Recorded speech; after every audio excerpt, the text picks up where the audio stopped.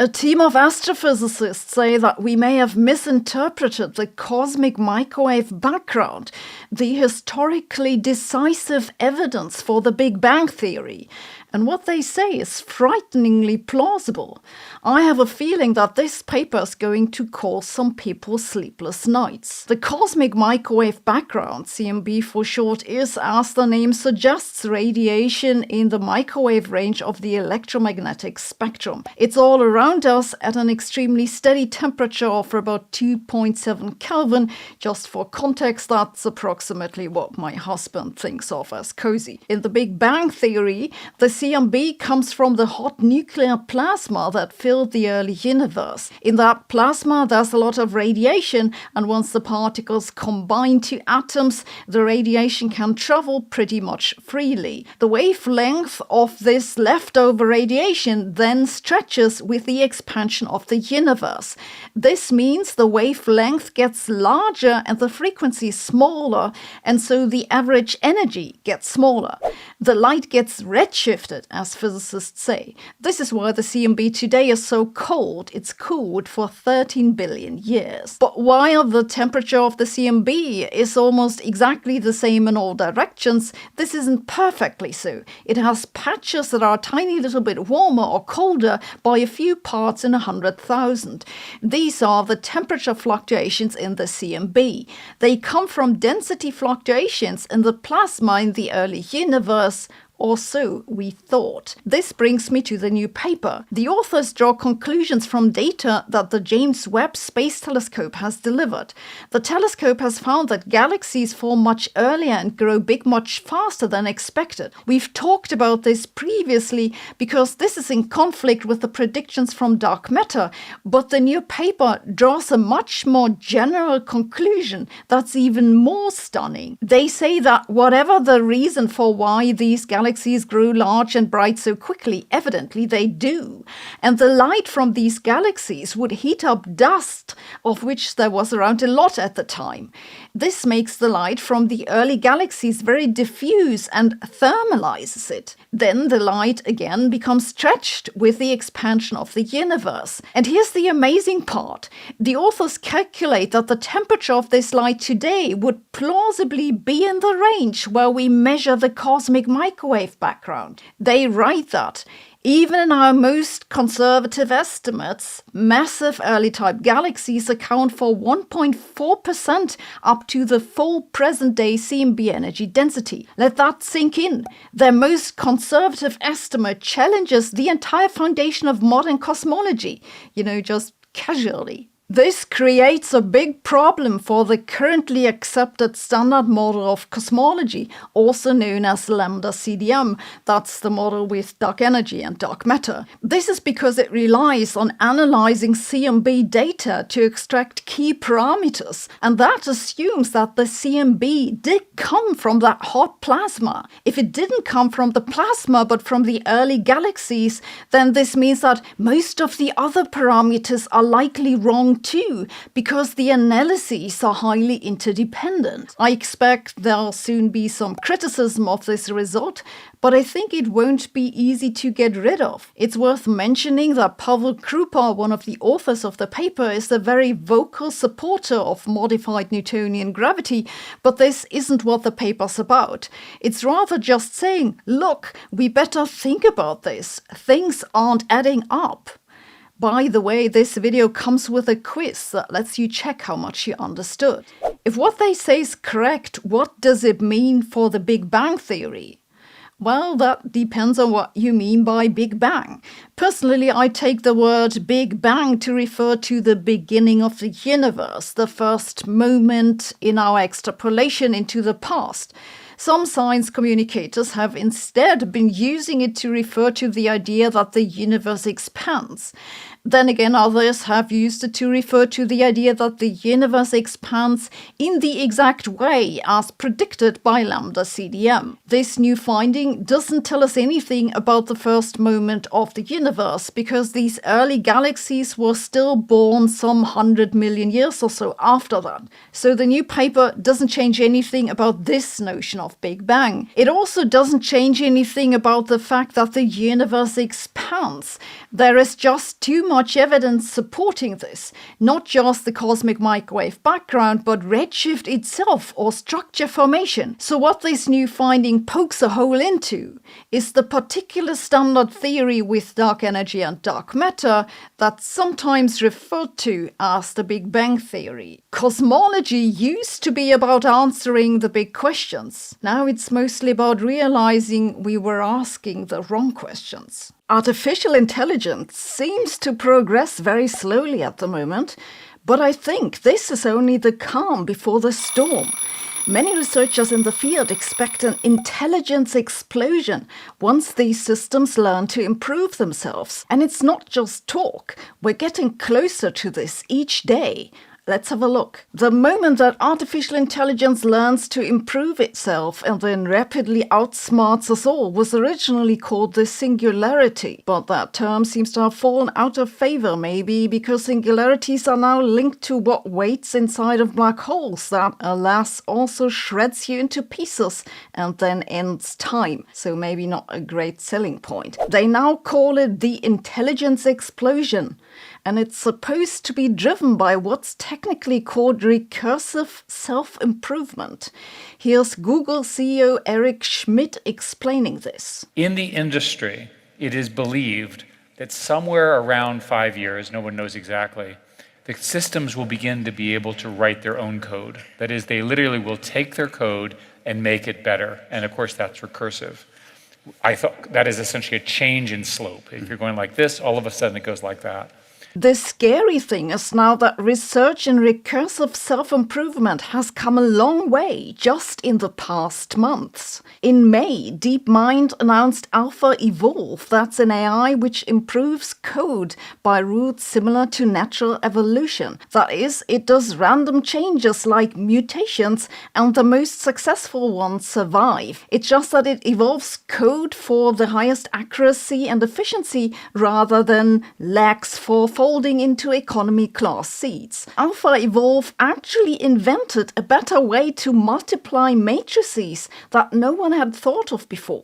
This is remarkable because remember that matrix multiplication is one of the operations that the current large language models do all the time. DeepMind reports that this improvement led to a 1% reduction in Gemini's training time. I find this super impressive, and seeing the application of data centers, it's a sort of self-improvement, but this program didn't, strictly speaking, improve itself in the sense that it didn't edit its own code. But this isn't the only thing that's happened recently. In March, 2 researchers from the AI think tank Tufa Labs put forward a mechanism by which a large language model can self-improve. They let the model simplify questions and then give it an opportunity to check whether the answers are correct, and then build up from there to increasing complexity. The example they have is that the model learns to solve increasingly complicated integrals.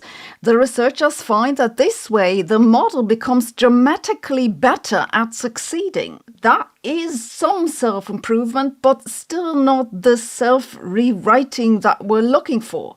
In another paper that just appeared a few weeks ago, researchers took a first step towards this. They let a large language model edit its own hyperparameters. The hyperparameters are normally some sort of black magic numbers that are tuned outside of the training for best performance. But these researchers let the model create fake training questions to which it knows the answers, train on the questions it's invented itself, and then let it tune its hyperparameters for best results. And that was remarkably successful in increasing the performance of a llama-based model on some standard benchmarks. But the researchers also observed signs of what's been called catastrophic forgetting.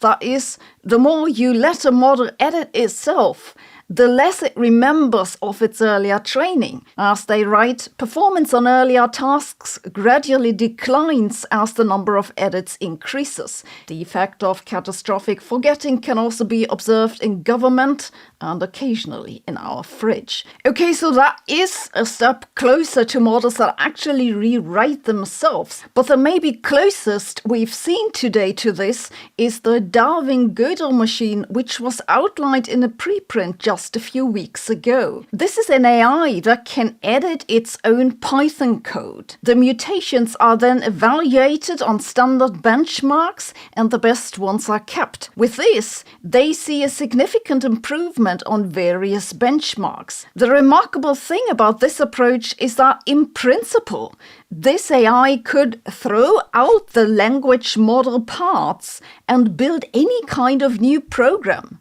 However, in practice, each mutant must run and score on a benchmark within minutes on whatever compiler they can afford. This means that at the moment the changes are necessarily small. But what will happen if you remove these constraints and put the thing on a supercomputer? Maybe we'll soon find out.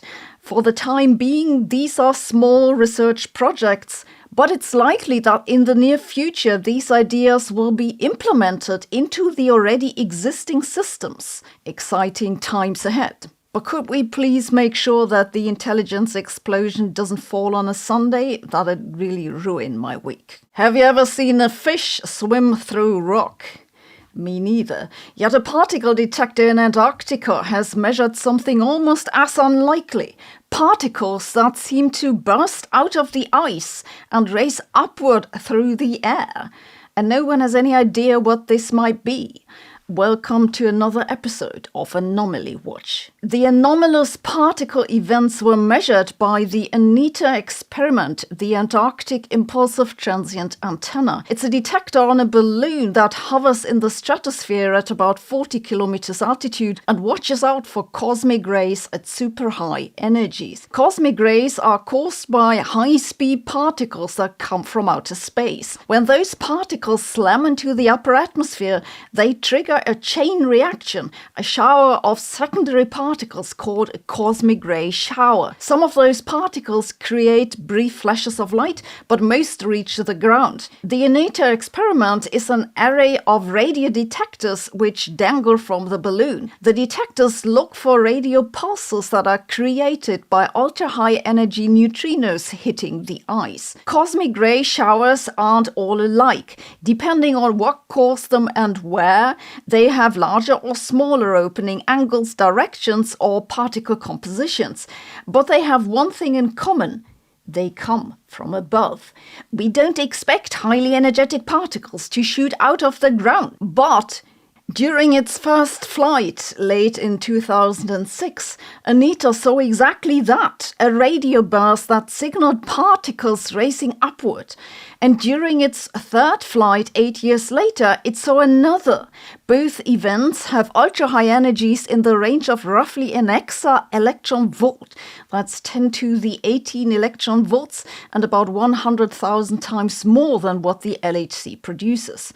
This is the Anita anomaly. So the anomaly itself isn't new, but what just happened is that another experiment ruled out the explanation that physicists had come up with. You see, the most plausible, conservative, and kind of boring explanation was high-energy neutrinos coming from the other side of the planet.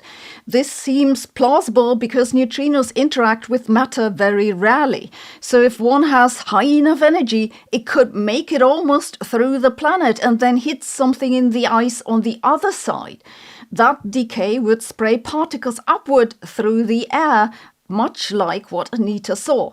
It's unlikely, indeed so unlikely that no one expected Anita to see it, but it could happen. However, that conservative explanation just fell apart thanks to this new study.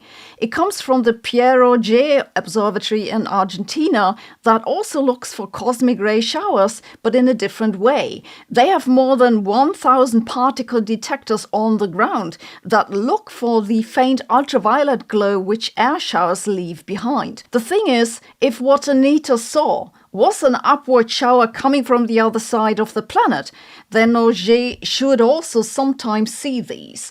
Indeed, since they have 15 years worth of data and monitor a much larger area, they should have seen more of these events than Anita. They estimated that to match the frequency of events at Anita, they should at the very least have seen 8 such events, but on average more than 30. What they actually found in the data was 1. They say that there's about a 25% chance that this one event is a misinterpretation of data and a less than 3 in 1,000 chance that their result is compatible with Anita. The bottom line is that they have ruled out the upgoing neutrino idea with high confidence. So there goes the most conservative explanation.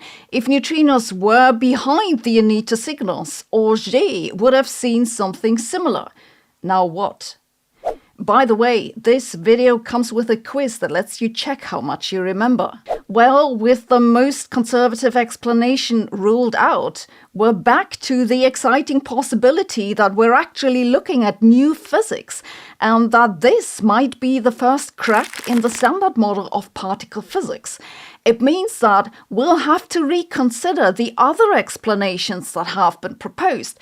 For example, that it's a supersymmetric particle, or a new type of neutrino called a sterile neutrino, or dark matter decaying.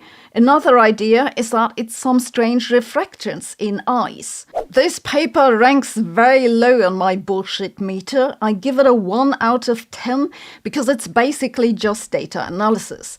It's not a 0 because yes, you can bullshit with statistics, but I think this is likely to be a real anomaly. And it could plausibly be a sign of new physics, for example, a new particle, because something like this is exactly how you expect a new particle to show up. That or the penguins have discovered nuclear fusion. In a new report that just came out, a group of scientists say that the crust of our planet contains enough natural hydrogen to power our civilization for more than 100,000 years. Maybe hydrogen isn't a dream. Maybe it can actually work. Let's have a look. Hydrogen burns cleanly with oxygen to water while creating energy. That makes it sound like the ideal fuel. It's clean, efficient, and best of all, doesn't come with a dictator attached, which has made it appealing, especially in Europe. The problem is just that we currently produce hydrogen almost exclusively from natural gas and coal, and that releases carbon dioxide. One can produce hydrogen by splitting water with renewable energies like solar or wind.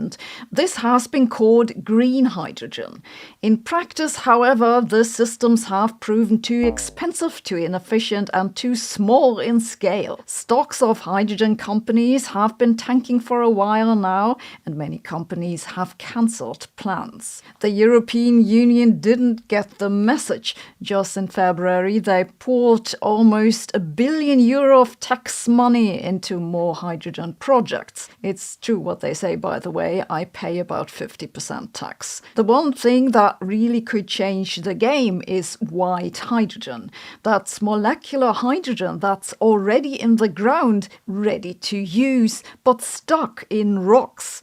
Unlike green hydrogen, which we need to produce with electricity, white hydrogen was formed by nature from energy sources that exist underground, such as geothermal heat stress or radioactivity. You may remember the excitement around a big find of natural hydrogen in France in early 2023. Back then, a team of scientists reported wells under the Lorraine region that, they said, had gas with concentrations up to 20% in hydrogen rising from deep boreholes. Their preliminary figures sounded promising, but were very thinly documented. So many scientists treated the claims with cautious optimism, but a lot of skepticism. Now, just in March, one of the researchers involved in the project, Jacques Pironneau from CNRS, told some journalists that they found a second reservoir in the Moselle region. At current energy values, the total hydrogen in both regions could be worth more than 90 billion US dollars. That's staggering, and the reason why the headlines say that this could redefine clean energy or that France could become a leader in the global clean energy revolution. I've yet to see any good evidence that these numbers are even remotely realistic, but yes, it does sound pretty good. And then just a few weeks ago, this new paper appeared. Rather than focusing on one country or one rock type, the authors take a planetary perspective. They catalogue every known process that can generate hydrogen underground. That's iron-rich rocks reacting with water, which frees hydrogen, or water split by radioactive decay, or the ground so hot that it splits fossils, which creates hydrogen along with methane and some other things like carbon dioxide. Then they estimate how much each of these sources could contribute and create the first global map for natural hydrogen occurrences. According to that map, the largest countries, Russia, Canada, the USA and Australia, have the largest prospective hydrogen resources. Not so surprising, but that isn't the whole story. Mali is the one case where they already have hydrogen extraction from the ground, and in Oman it's been reported before, but new is that the US West Coast and Cuba look promising. This is because the researchers say the ground there is old ocean floor that has been pushed up but has built up hydrogen and stored it in rocks for a long time. They also have some practical advice, which is to look for traces of helium that gases out of the ground, which is fairly easy to detect and often, they say, a good indicator that hydrogen might be to find deeper below. It remains to be seen how much of that hydrogen can actually be extracted, but many companies are rushing to find it, like the company High Terra in Kansas or the Denver-based startup Coloma that's backed by Bill Gates and Jeff Bezos. In the UK, there's the company G-Tech, which is drilling in Scotland. In Spain, there's Helios, and the Japanese government is investing into it too. I really want this to work. I like the purity of the idea. But I'm still very skeptical. And so I say, keep on dusting the solar panels. I've been saying this so much, we now have t-shirts with that tagline in our store. Because let's be realistic, Europeans won't extract the hydrogen. They'll just write a 500-page regulation on how to think about it responsibly. AI is about to change the world dramatically, but not in the way you think. Next up isn't mass unemployment, but mass manipulation. The current AIs are gold for scammers, but that's not all there is to it. They're also being used to wield political influence, to sell products, and to nudge each of your decisions into a direction that someone else prefers. There isn't much we can do to prevent them from trying, but the more we know about it, the better we can avoid falling for it. The reason the current AIs, large language models, are so good at manipulating us is that they can tailor messages to your specific personal details. They know where you're coming from, probably literally. Where do they get this personal information? Well, from guys like this. Our identity is the most accurate. We address real people, not device or cookies. And we have the highest number of identity points and attributes per person. In the US alone, we see 7,000 individual attributes and 75% of what people buy. Let's meet Lola. Hey, Lola. At a base level, we know who Lola is, what she watches, what she reads, and who she's living with. Through the power of connected identity, we also know who she follows on social media, what she buys, online and offline, where she buys, when she buys, and more importantly, why she buys. And there's a lot of money to make from this. Scientists have studied just how convincing AI is. A few months ago, researchers from the University of Zurich deployed 13 bots based on large language models on Reddit's Change My View forum. During that time, the bots posted more than 1,700 comments. Their persuasion rate was 6 times higher than that of humans. In another recent study, researchers paired human participants with either another human or GPT-4 and asked them to defend their positions on matters such as whether students should wear uniforms or whether government should increase taxes on sugary drinks. When both the humans and the AI were given demographic information, the AI became significantly more persuasive, out-persuading human opponents in 64% of debates. The scientists call this micro-targeting. This is basically the future of marketing and political lobbying. In yet another study that just appeared, AI researchers looked at what they not so subtly call choice engineering with AI. Yes, you heard that right.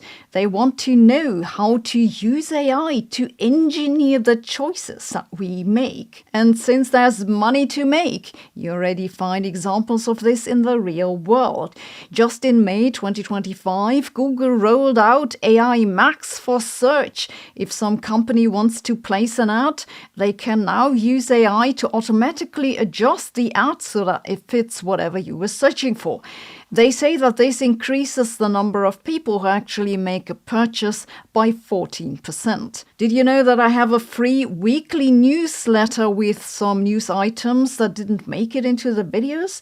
You can sign up at sabinehossenfelder.com/newsletter. And then there are the scams. Some examples are outright absurd, like the recent case of a French woman who began chatting online with someone claiming to be Brad Pitt. He sent voice-cloned greetings, fake photos, and then, would you have guessed it, asked for money. She lost 800,000 euros. A similar scam was recently pulled off for the actor Martin Henderson. And these are not isolated cases. In a briefing from April, the British Content Authenticity Initiative details how generative AI now produces hyper-realistic dating profiles and dynamically personalized love-bombing messages. The US Federal Trade Commission got more than 800,000 reports of imposter fraud in 2024, with a total loss of almost $3 billion. Then there is phishing.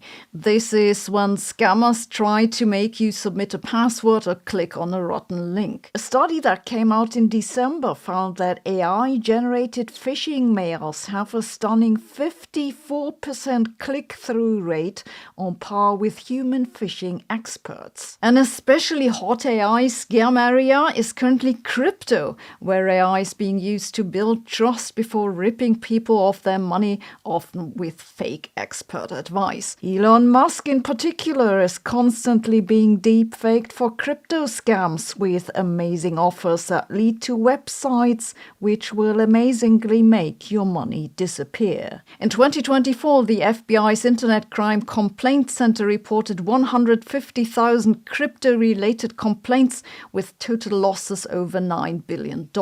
And that was before Google rolled out Veo 3. A consequence of all this is that people are increasingly questioning what's real. Is this post real? Is this image real? Is this video real? Maybe you've even seen that since I've had trouble with my lip. Some people have claimed I'm an avatar gone wrong, but I swear I'm totally real. Please buy my new crypto coins. Thanks for watching. See you tomorrow.